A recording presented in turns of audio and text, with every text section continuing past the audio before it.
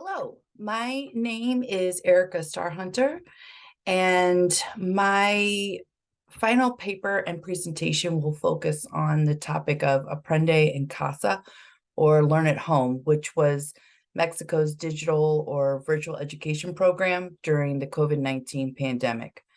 During this presentation, I will discuss the problems faced in creating a digital education program, the intervention that was created, the challenges faced throughout the program, and solutions to the problem. In addition, there will be an opportunity for you to learn more about this program and add your own solutions to the challenges faced at the conclusion of the presentation. I have always been interested in the connection between Mexico and the United States. Our countries share many similarities, starting at our colonial past, continuing into revolution, and then post-colonial government development. We are also very similar in our education systems, and I'd like to share with you a timeline.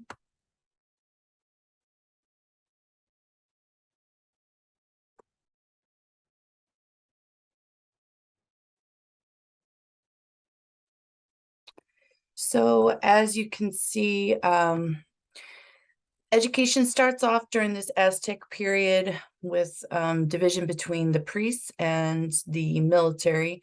Priests focus on the discipline of will, whereas the military focuses on endurance of pain. The second phase is the Spanish conqueror period. This phase really focuses on the enculturation of the indigenous peoples and accepting Catholic ideology. The next phase is the Mexican independence period. This is a focus on liberal and enlightenment in education and really non-religious education. Also, school becomes compulsory and free. The next phase is the Mexican Revolution period.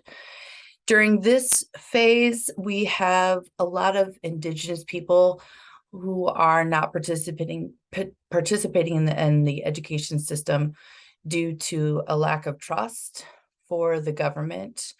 And so this period is really geared toward creating more community schools and getting more community involvement in education. The next phase is the Rebuilding a Nation period. This period is really seeing a lot of competing political ideologies. And the way this really gets into education is that there is, again, the total break from religious education and an emphasis now on socialist education. The next phase is the Mexican Miracle period. This period sees a lot of economic growth in Mexico and some swinging back into the religious education in public education. There is also a study done that finds that a majority of the country is illiterate. And so there's a universal literacy program that starts and during this period, and we can see some of it reach all the way down to the present day with the Aprende in Casa and then the program before that. So today the literacy rate is at 94.86%. Mexico is 24th in the world for literacy according to UNESCO. And there are 3 levels, including primary, junior high, and high school education.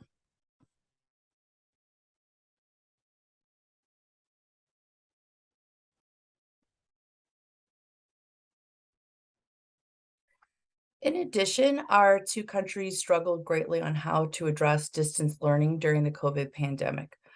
For the Secretary of Public Education in Mexico, the shift took place on March 14th, and by mid-April, Aprende en Casa, or Learn at Home, was in place for the 25 million students enrolled in preschool, primary, and secondary education. Even though Mexico already had a strong background in televised education, many students struggled to learn from the platform during this period. The public education system in Mexico is controlled by the central government.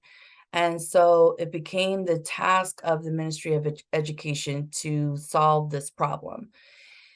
And so the main problems that were addressed were number one, access, or to create a program that did not rely on the internet, because a majority of students would not have access to an online program. Two was the scale of which it needed to address all of the different levels of students.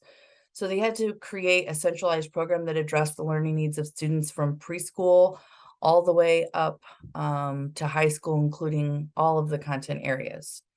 And the last was to create a program that could also be accessed by students that speak indigenous languages, like Maya, Zapotec, Yaqui, just to name a few of the languages. The intervention that was created was Aprende en Casa. This program built upon the already established Telesecundaria, a program from the General Directorate of Educational Television. The purpose of the program was to boost literacy in the country, and this goes back to the Mexican Miracle period where they were trying to increase literacy. Aprende en Casa expanded the original content to include students at every level of public education. It was broadcast over a network of television stations and on YouTube. The content followed educational standards developed for each grade level and was complemented with activities and assessments that were available online and in print from the school. To reach students that did not speak Spanish, they translated the material into multiple indigenous languages and broadcast over radio stations and the National Institute of Indigenous Peoples.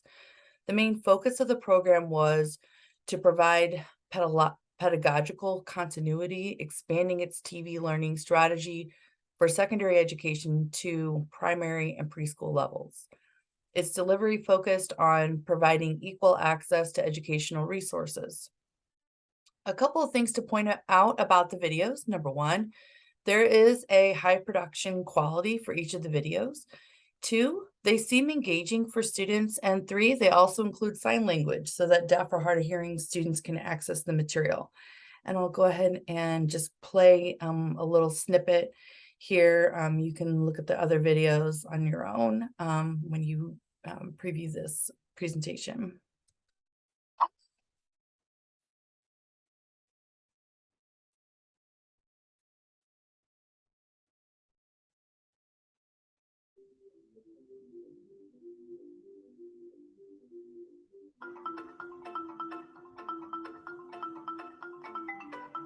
So you can already see that there is a high production quality.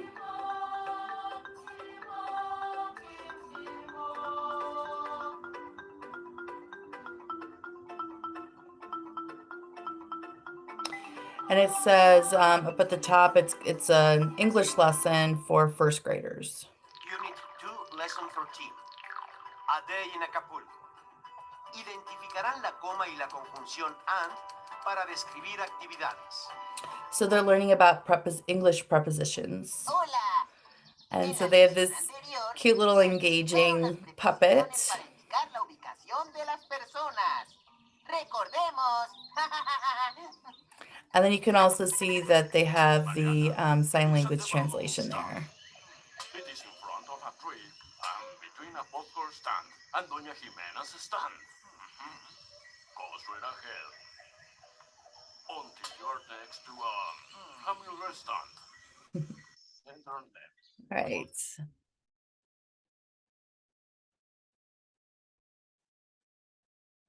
So as you can see, the videos are pretty engaging, and I can see that students would want to view them. But there were some challenges that the program faced. So the largest challenge to Aprende en Casa was that over 2 million students didn't participate at all. So there was a large dropout, a number of dropout. So that this could be due in part to some of the other challenges faced, which were one, a lack of educational support from parents. Many were unable to assist their children with the material. 2, there were multiple children in the house and only one television, they could not have access to the material. So if, you only have one television then and 4 children, then only one child will have access at a time. Number 3, there was a lack of communication from the government on how to access the specific material needed. And 4, teachers were asked to assist students, but there was no clear direction on how to do that. And teachers were not asked to create the videos, although some did attempt to do so. I read a couple articles where teachers discussed the lack of differentiated instruction, and so they created videos to better connect with their students. There needs to be further development of the Aprende en Casa program to make sure that any barriers for student access would be avoided, such as greater access to the internet across the country. Every student needs to be issued a device that they can access their lessons, and teachers need further training on how to fully utilize the educational technology. There is a clip here on this slide that you can view on your own. It's an interesting panel discussion, and it has a number of participants.